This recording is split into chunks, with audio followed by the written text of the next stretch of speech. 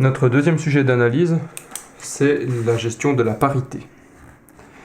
Quand on parle de fonctions réelles, la notion de parité est celle de symétrie.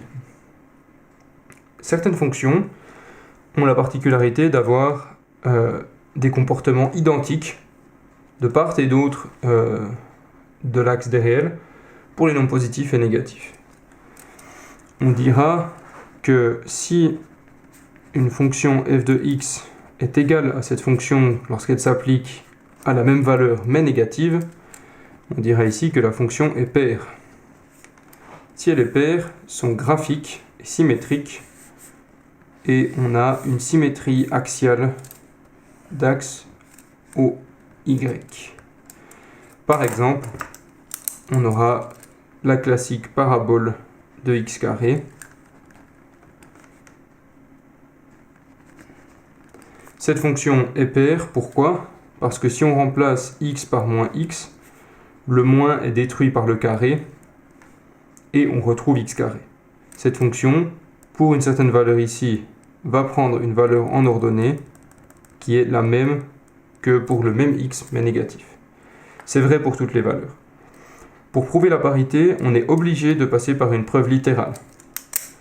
Utiliser simplement quelques nombres à l'essai ne suffit pas, parce que parfois on aura des fonctions qui par chance prendront quelques valeurs symétriques, mais pas toutes.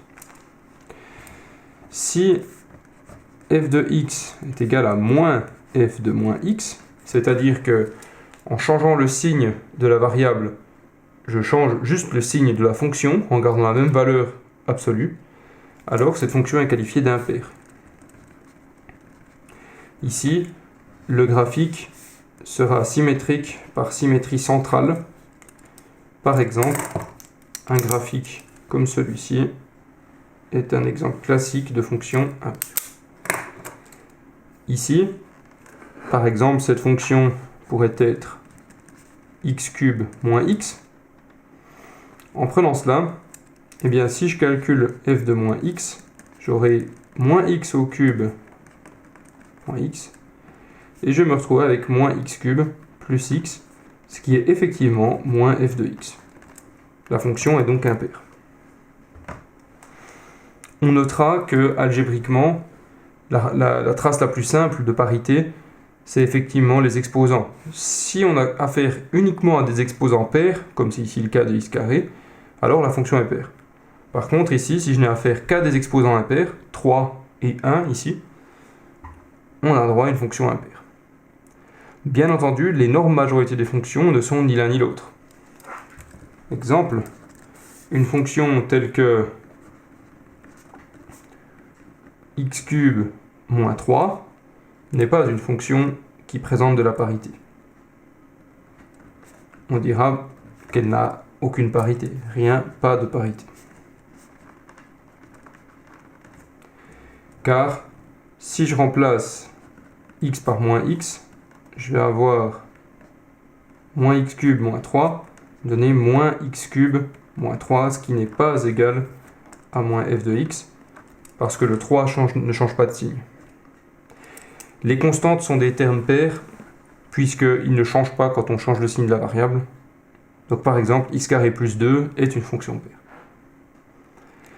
Il est intéressant de noter ici qu'une fonction ne peut pas avoir de parité si le domaine de définition n'est pas symétrique.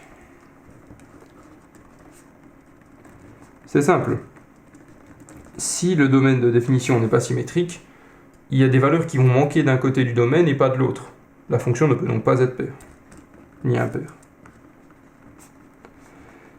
Imaginez par exemple un domaine de définition qui soit celui-ci, R excepté 1.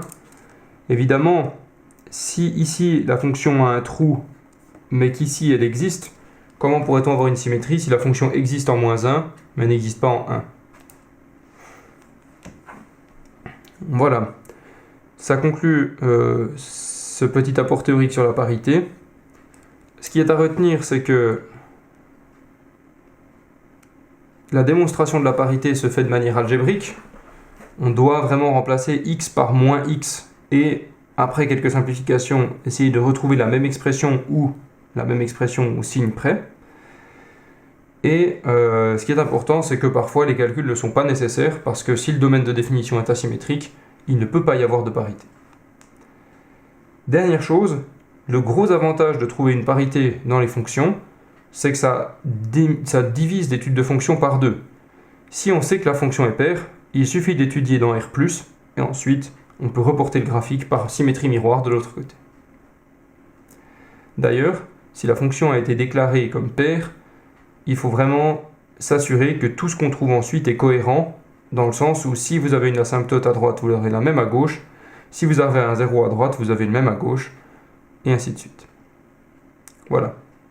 J'espère que cette vidéo vous aura été utile, et que vous pourrez donc vous entraîner sur les exercices qui ont été donnés cette semaine.